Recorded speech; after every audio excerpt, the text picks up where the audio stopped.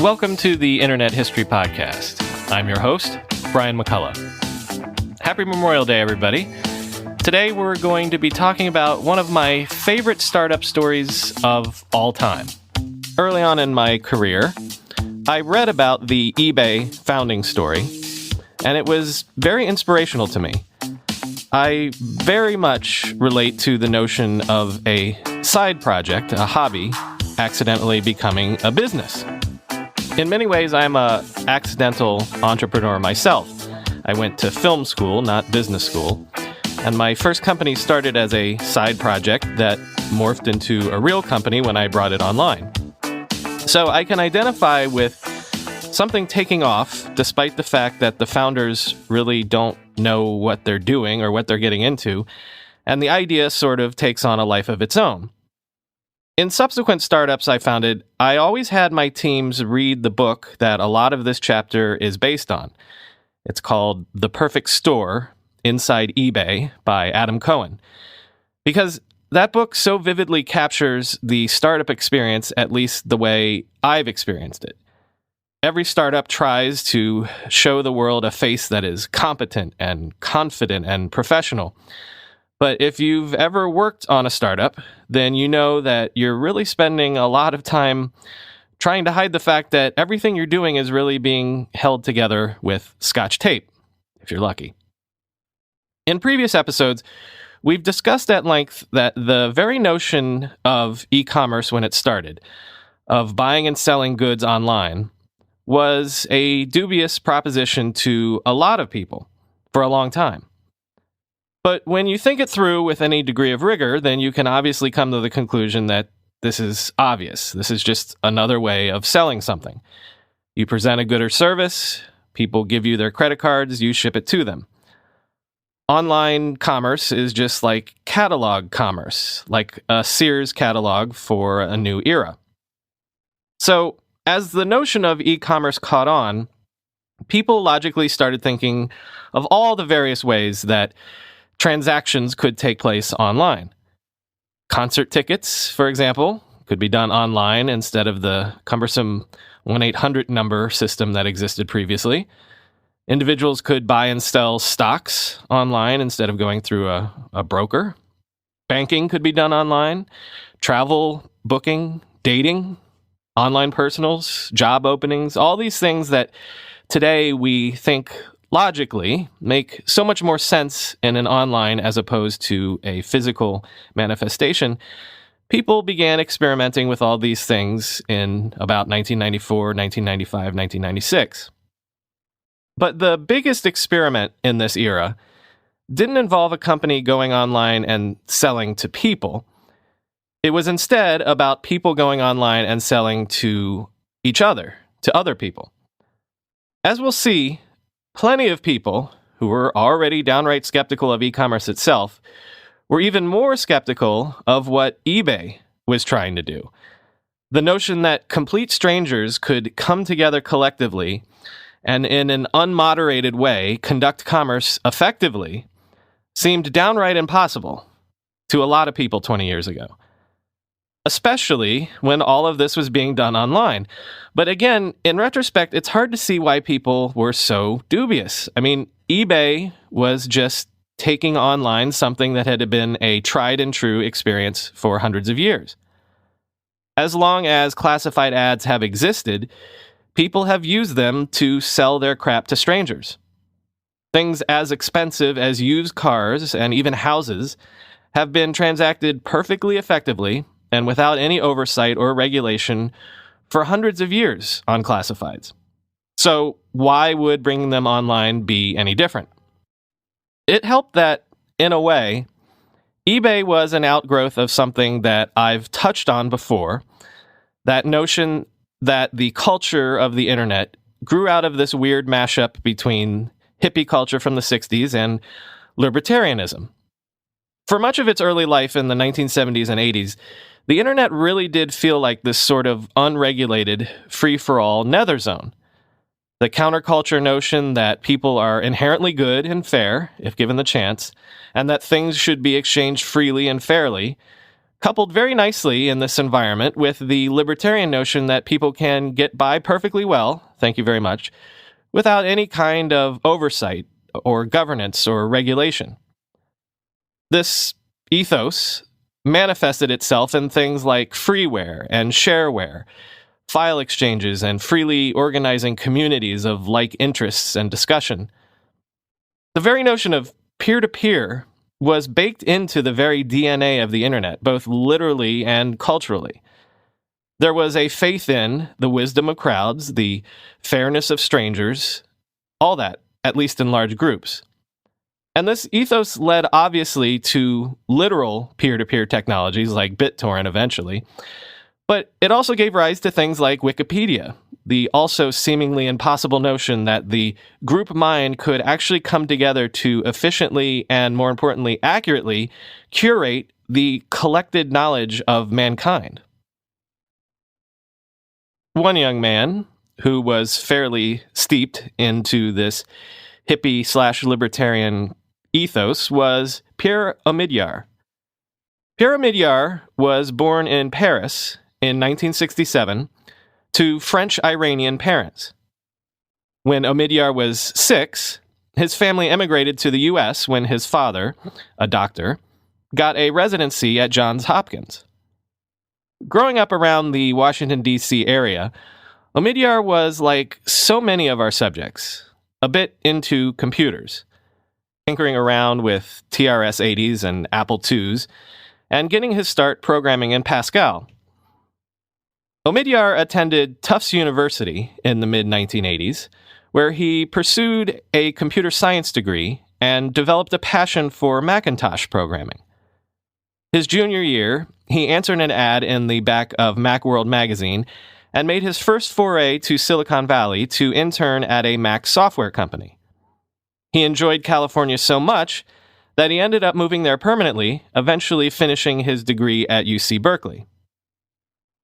Omidyar worked briefly at Claris, that Apple subsidiary, and somewhat uniquely for the people we've looked at, he actually was involved in a successful startup before launching the startup that would make him famous. With several of his Claris colleagues, he co-founded Inc. Development Corporation in 1991. Inc.'s original intention was to develop software for what people at the time thought would be the next big thing: pen-based computing, the progenitors of handheld devices, things like the Newton, which you'll notice a lot of other people at the time were very interested in and involved in startups around this area. But of course, pen computing was a bit ahead of its time. It would be a while before PDAs caught on generally. So the company quickly pivoted to launch a product called eShop, which essentially created an early e-commerce system for the online services at the time like Prodigy and CompuServe. When Microsoft purchased eShop a few years later, Omidyar's share in the windfall made him a millionaire. Not even 30 years old at this point, Omidyar had no intention of retiring. In fact, his brief flirtation with developing for an online environment made him hungry to do something that was a bit deeply enmeshed into what he thought was the true online experience, the internet. Given his age, Omidyar was perfectly positioned to be an early internet adopter. Omidyar had long been a regular on Mac Usenet news groups, and given that he was already plugged in and living in Silicon Valley in 1994 and 1995, Omidyar couldn't fail to get swept up in the groundswell of enthusiasm for the World Wide Web that was taking over the Valley in those years. Being the programmer and tinkerer that he was, he had done his own experimenting online, sort of side projects. Among other side projects, he had written a chess by email program, which he was offering for free on the net, as well as something he called Webmail Watch Service, which emailed users when a change had been made to a website they were interested in monitoring. Sort of a early stab at an idea that today we would think of as being RSS. But there was one more idea that was nagging at Omidyar. Omidyar fell firmly into the libertarian side of the internet's cultural ethos, and so he was wondering if perhaps the web would allow him to experiment with an idea that he thought of as creating a more perfect marketplace. His insight was that the traditional classified ad, say selling a used coffee table by taking an ad out in the newspaper, just wasn't an efficient use of perfect market dynamics. With a normal ad, you simply said, "I want $100 for this table." And if someone agreed that that was a fair price, then you got your $100. But in a truly efficient market, what if $100 wasn't the right price? How would you know? What if you could have gotten more for your coffee table? There was no way of finding out. But if you could create an auction scenario, then you'd be able to find out the true market price for your item. Physical newspapers, printed on paper, of course, obviously couldn't do auctions, but software on the web could. As Omidyar described it, quote, "Instead of posting a classified ad saying, 'I have this object for sale, give me $100, you post it and say, 'Here's a minimum price. If there's more than one person interested, let them fight it out.' The seller would, by definition, get the market price for the item, whatever that might be on a particular day." End quote. In other words, Omidyar didn't just want to bring classified advertising to the web. Others were already doing that, like the Monster Board for employment classifieds. He wanted to see if the web could create the perfect classified platform by introducing auctions as a new element. As the sun comes out and small businesses are back in business, LinkedIn Jobs makes it easier to grow your team. LinkedIn Jobs helps you find the people you want to interview faster and for free. Again, LinkedIn is the only resource we've ever used to hire because you can create a free job post in mere minutes on LinkedIn Jobs to reach your network and beyond to the world's largest professional network of over 810 million people. Then add your job and the purple hashtag hiring frame to your LinkedIn profile to spread the word that you're hiring so your network can help you find the right people to hire. Simple tools like screening questions make it easy to focus on candidates with just the right skills and experience so you can quickly prioritize who you'd like to interview and hire. It's why small businesses rate LinkedIn Jobs #1 in delivering quality hires versus leading competitors. LinkedIn Jobs helps you find the candidates you want to talk to faster. Did you know that every week nearly 40 million job seekers visit LinkedIn? Post your job for free at linkedin.com/ride. That's linkedin.com/ride to post your job for free. Terms and conditions apply. Our next partner has a product I use literally every day. I started taking AG1 because I often don't have time to sit down for breakfast. Between getting the kids out the door in the morning to starting to write this show. With one delicious scoop of AG1, though, I'm absorbing 75 high-quality vitamins, minerals, whole food source superfoods, probiotics, and adaptogens to help you start your day right. This special blend of ingredients supports your gut health, your nervous system, your immune system, your energy, recovery, focus, and aging. All the things.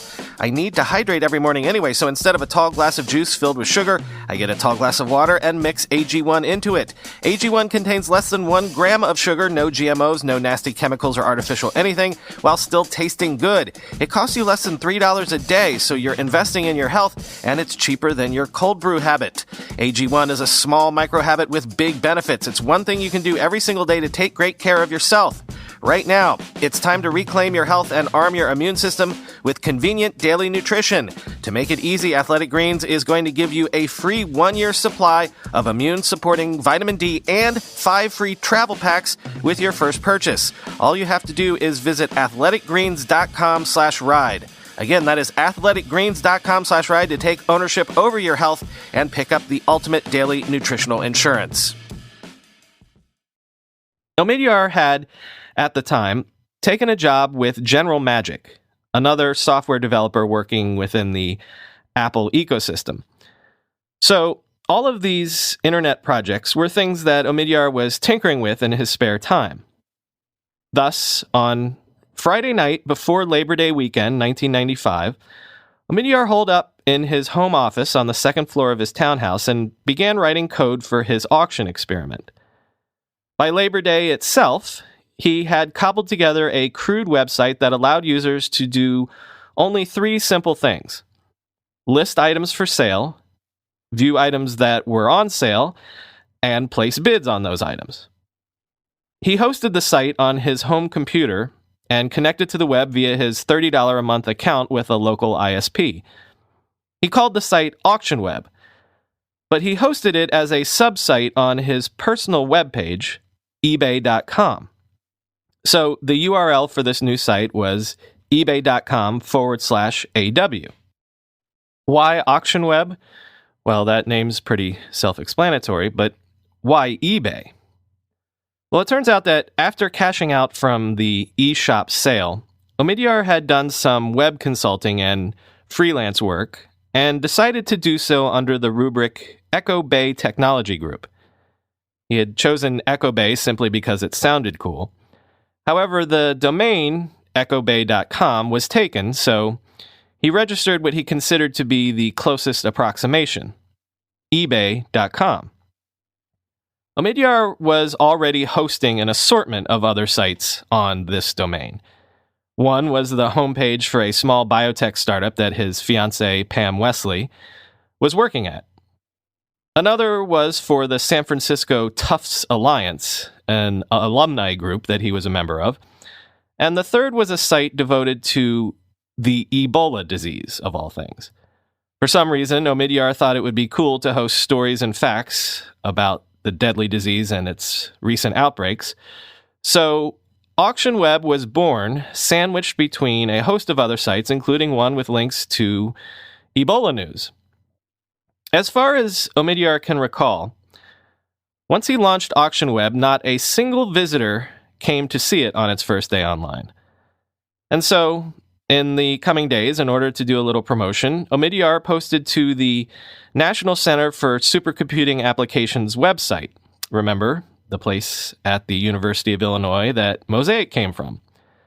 The NCSA had a What's New page, so Omidyar posted there describing AuctionWeb as, quote, the most fun buying and selling on the web, end quote.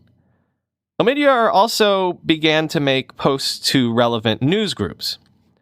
He had divided up AuctionWeb into categories that he thought would make for likely classified segments.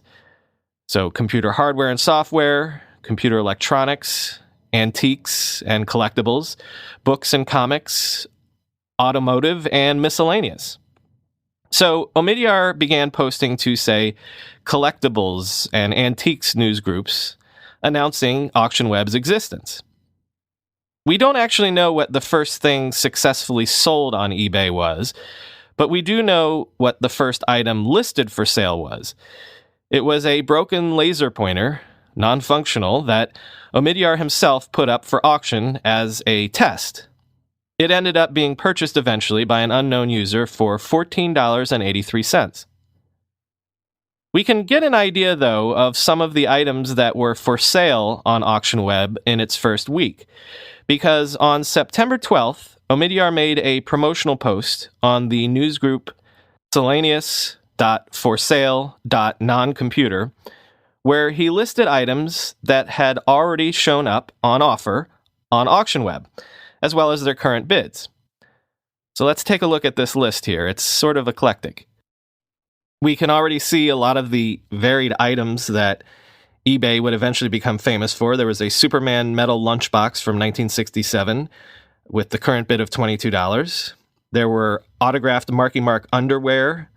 The current bid was $400. There was an autographed Elizabeth Taylor photo for $200, an autographed Michael Jackson poster with a current bid of $400. Already there's automotive stuff listed, a Toyota Tercel from 1989 for $64,000 being the minimum bid, but the current bid was only $3,200. There's an electronic audio stereo, AM/FM, CD ready with 130-watt speakers with a current bid of $45. There's books and comics, Mattel Nintendo Power Glove, Genesis add-on system with 32 games, and a Chicago Health Club Presidential Premier Gold membership with a current bid of $400 in the miscellaneous category. Surely even Omidyar himself had to be a little bit surprised by the immediate way that AuctionWeb took off. People seemed to have no problem trading their junk with complete strangers on the web. By the end of the year, AuctionWeb would have played host to more than 1,000 different auctions and had racked up more than 10,000 individual bids. Within a month, even, there was an entire Sun workstation listed for sale, and even a 35,000 square foot warehouse in Idaho, where the bidding started at $325,000. But remember, at this point, Omidyar was still running AuctionWeb as a total after-hours hobby experiment, and he was operating it for free.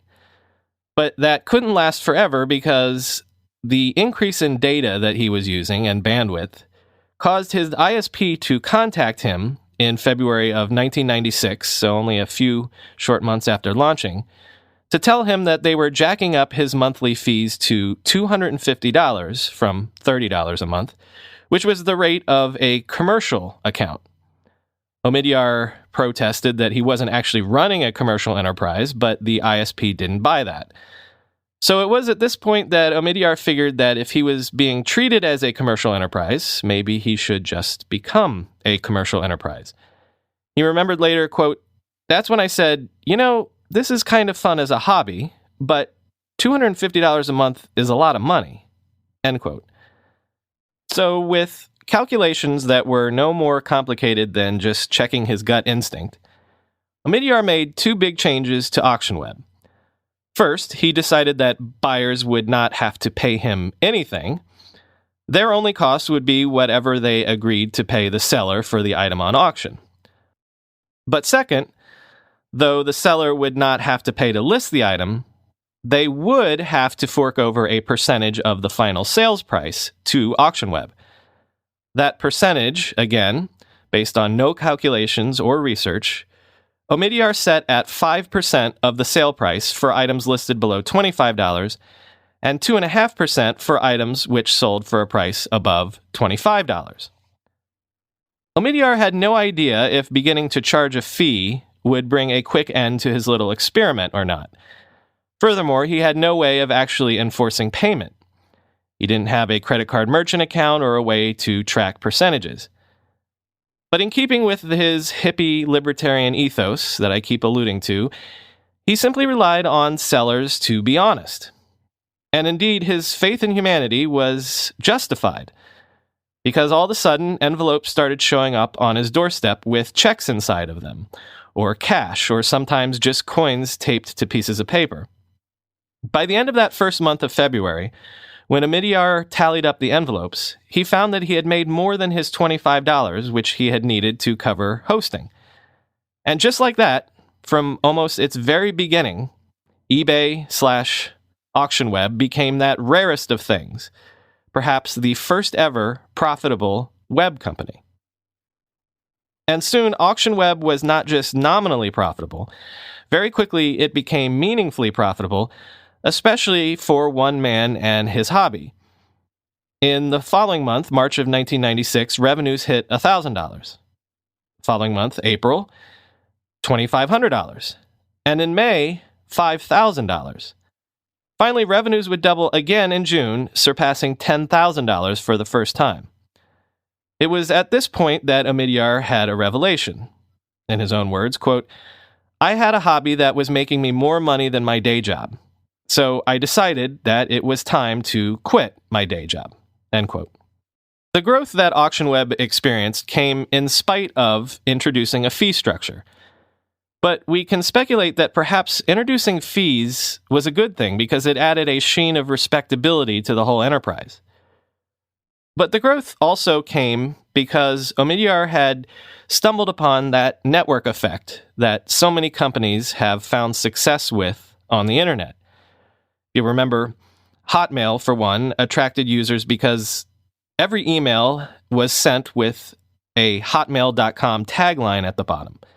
The very act of using the Hotmail product promoted the Hotmail product. And you found out about Facebook because your friend was on Facebook, and the more friends that showed up on Facebook, the more valuable Facebook became to you. It's the basic network effect law. AuctionWeb experienced a hybrid of these two models because early sellers, when they put something up for sale on AuctionWeb, well, it behooved them to tell other people that the item was for sale there. It was in their interest to promote their auction, much as in the way today it's in the interest of someone running a Kickstarter to tell everyone they know about their Kickstarter campaign.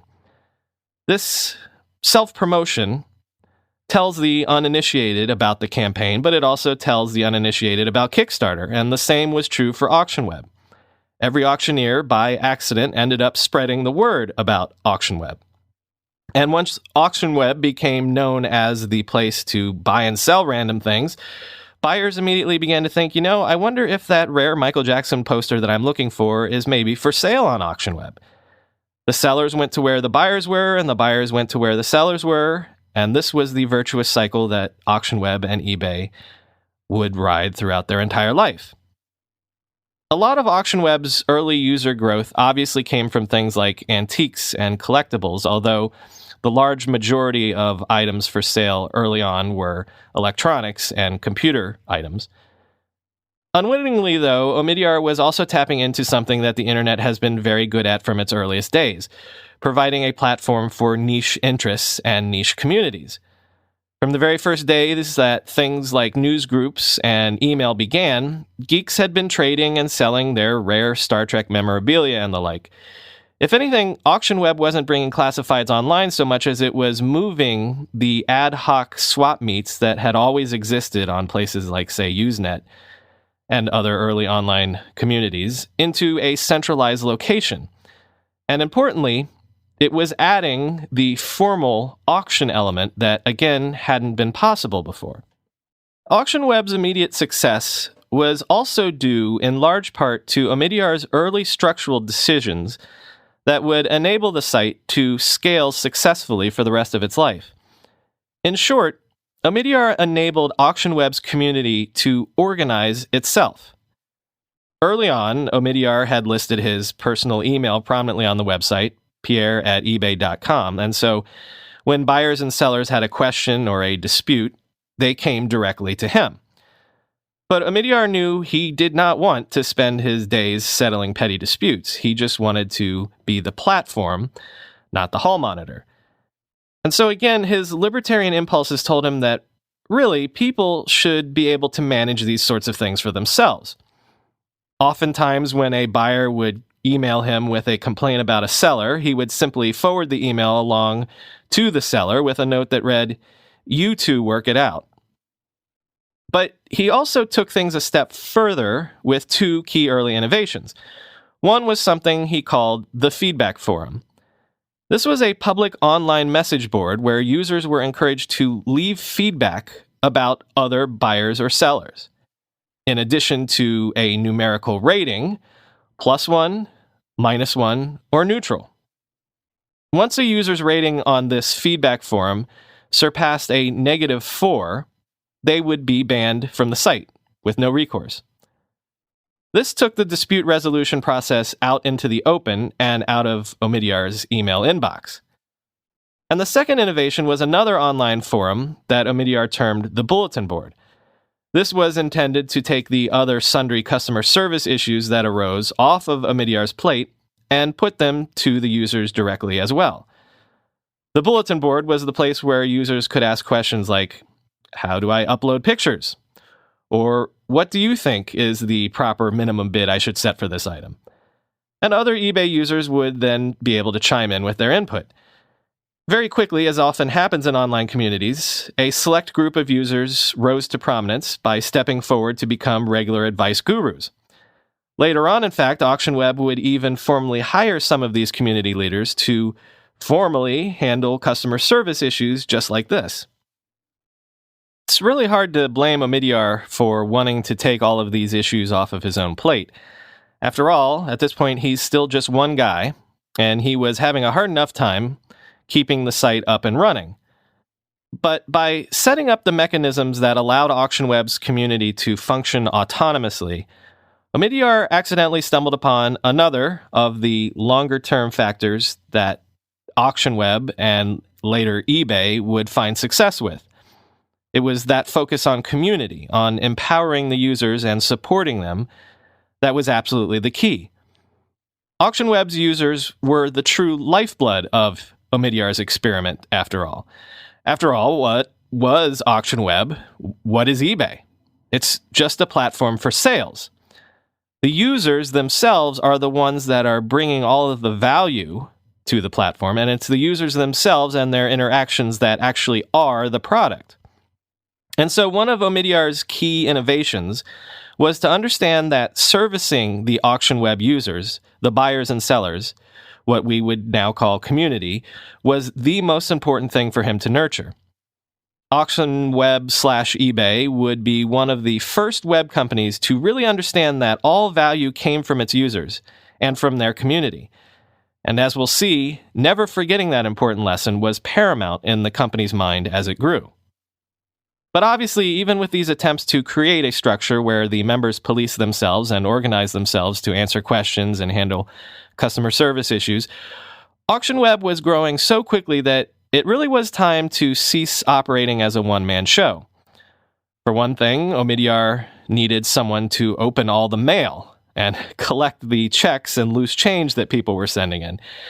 And so, Chris Agarpao, the friend of a friend, was hired to come into Omidyar's house twice a week and simply open the envelopes and make the deposits. His envelope duties would only increase over the coming months. But for another thing, Omidyar needed help building AuctionWeb into something more sophisticated than a hobby run out of his spare bedroom.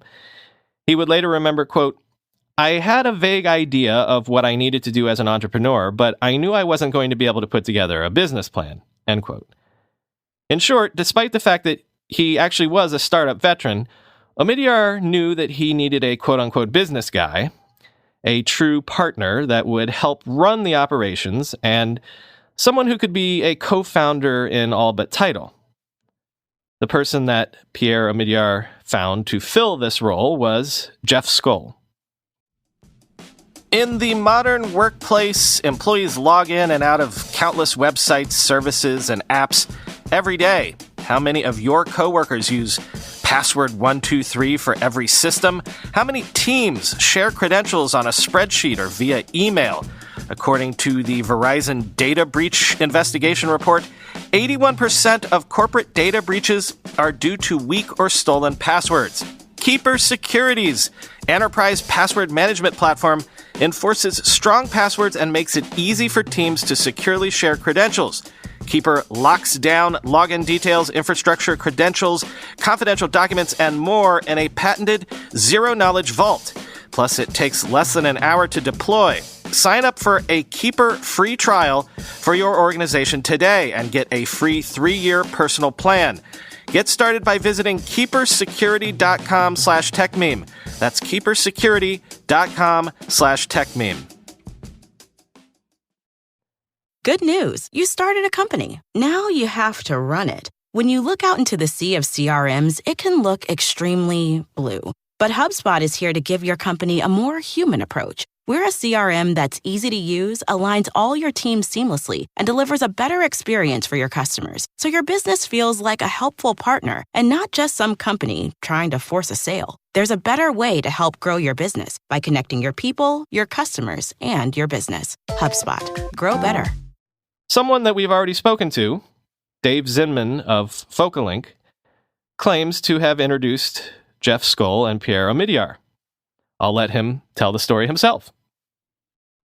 So I went to college with Pierre Omidyar, who is generally considered the founder at eBay. And he was in Silicon Valley at the time I was there. I was after school.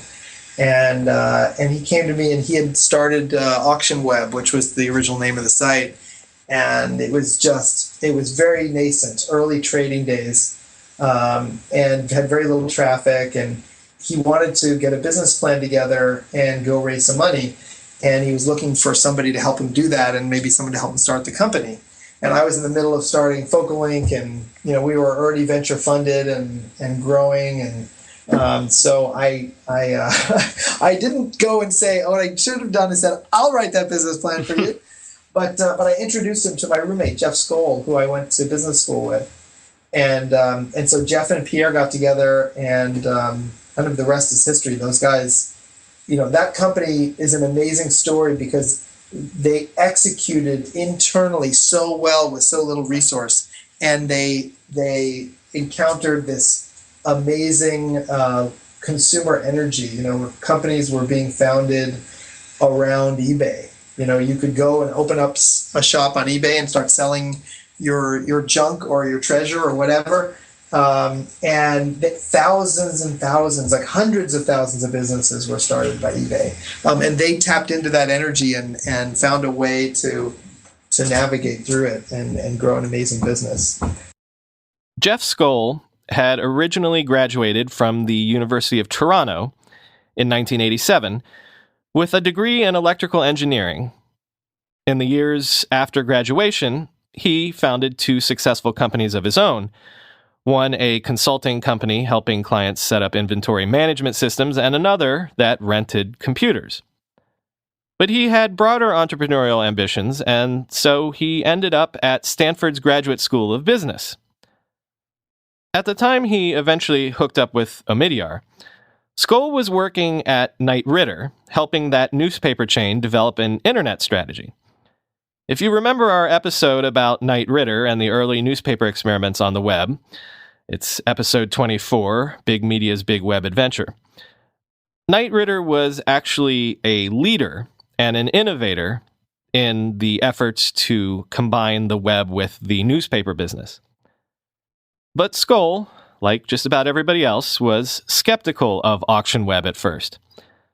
So Omidyar said, quote, "I told Jeff there were people buying and selling on the internet who never see each other, but actually send money and stuff back and forth. He said, that's ridiculous," end quote. What changed Skoll's mind was exactly the work that he was doing for Knight Ridder. The newspaper knew that the web was a threat to their classified advertising cash cow and were hoping that people like Skoll would be able to help them defend against this new threat. But in auction web, Skoll could see that the threat was already there.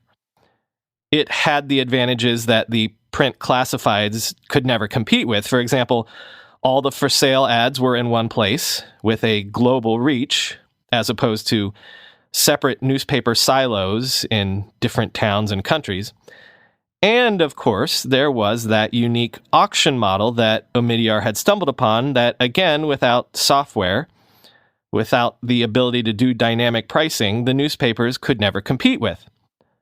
So, instead of trying to beat the internet upstarts, Skoll decided he would join one. He started consulting with auction web in early 1996, and by August of that year, quit Knight Ridder completely and joined auction web full-time. Skoll's remit was to help Omidyar turn auction web from an amateur hobby into a professional business. He helped Omidyar find office space, first housing eBay in his house, which was actually larger at the time, then locating space inside a tech incubator housed inside NASA's Ames Technology Center. And then the pair finally landed space in an office park at 2005 Hamilton Avenue in Campbell, California. The space was tiny and seemingly had been designed to be a doctor's or dentist office. But it was something.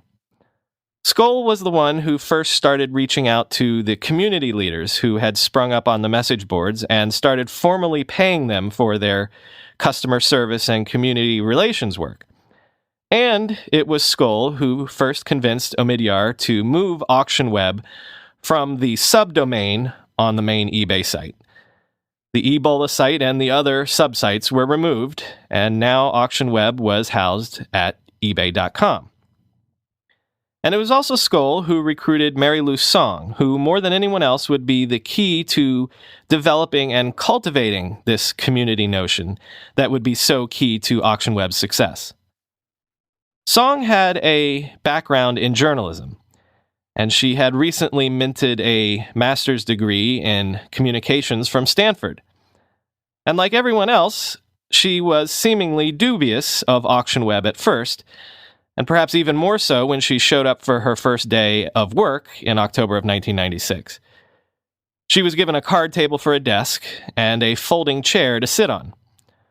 Her office was between Omidyar's, who was seemingly busy always punching away at code to keep the site running, and Scholes, who was busily punching out a business plan. Outside Song's office, in the main entrance area, was good old Chris Agarpao, who was at his own card table, still busily plowing through the envelopes and the checks. But whatever her initial impressions, Mary Lou Song took immediately to her role as community organizer. She always referred to the users of Auction Web as the community, not as customers. She expanded on the hiring of community helpers who, incidentally, all worked remotely, usually from their home. No one else was working out of Auction Web's tiny offices for a long, long time. And she also enhanced and expanded the existing community guidelines and processes that Omidyar had laid the foundation for. It was Song who helped build out that key user feedback rating system that was becoming so important for Auction Web's buyers and sellers. If Auction Web had taken off because early adopters were fearless about interacting with strangers, it was the feedback system that proved to be so crucial for making newer users comfortable dipping their toes into the online auction waters. A new user might be wary about buying something from a stranger online, of course. How could you know that they'd actually send you what you ordered after you paid for it? How would you know that it was in the condition you expected? But the buyer and seller ratings made new users feel just that bit more comfortable. If a seller was rated on the site, and the higher that seller was rated, the more trustworthy they must be, right? The feedback scores eventually manifested themselves as actual numbers that got attached to a user and their posts and the auctions on the site. So that knickknack you wanted to buy, if the seller had a 48 rating next to their name, that meant, 48 successful auctions with satisfied buyers. It really did give you a little bit of peace of mind. Plus, you knew that if you happened to have a bad experience with that seller, you had recourse. You could knock down that seller's rating a bit by going to the public board. And that was the key. The reputation that buyers and sellers developed on Auction Web was truly meaningful and important. Users jealously protected their reputations. Everyone on Auction Web had real incentive to give constructive feedback. A good reputation meant you could sell more and possibly sell for a better price. This focus on cultivating a strong reputation system that Omidyar had put in place and that Song definitely built out grew to be the glue that helped hold the entire crazy experiment together. Auction Web was able to scale with its growing user base because it had let the users manage themselves to such a large degree. And part and parcel with that, reputation became the currency, the fuel that kept the engine running, and the grease that made sure it ran smoothly. Users became invested in maintaining their reputations.